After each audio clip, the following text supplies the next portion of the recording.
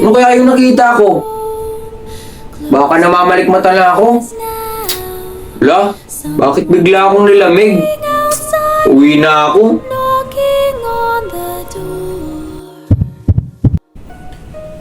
Ma, nandito na po ako. O anak, pumasok ka na. Ma, totoo ba yung mga engkanto? Kasi sabi ni Sir eh. Ay oo anak, totoo yun.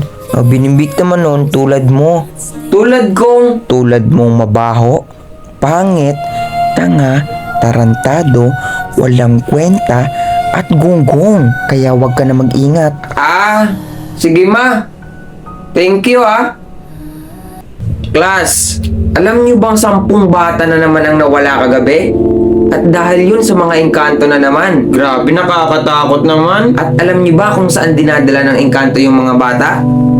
Dinadala nila sa kanilang kaharian at ikinukulong panghabang buhay. Sir, may gusto sana akong sabihin, sir eh. Ano yun, Vince? Kilala ko na po, sir, kung sino yung engkanto, sir. Ha? Kilala mo na? Sino? Si Mr. Lee lang po, sir. Nakita ko kagabi sa daan. Bigla na lang nawala. Totoo ba yung Mr. Lee lang? Ha? Ano nga po, sir? Hindi yun totoo, sir. Nakita ko ngayon sila ni Pule magkasama. Baka paglingon mo, nakayuko ako kasi nagpulot ako ng relo ko. Anong to? Palusot pa to eh. Ikaw yun eh. Yun naman pala eh. May pinulot lang eh. Sige class. Mag-iingat kayo pa uwi Uy! Si Vincent na!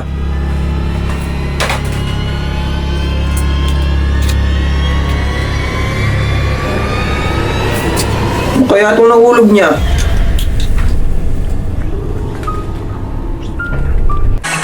Ang saya talaga laro na itong Eggy Party. Guys, kung wala pa kayo nito, download nyo lang yung link sa profile ko para makapaglaro tayo. Wala yung maskara ko. Nalaglag.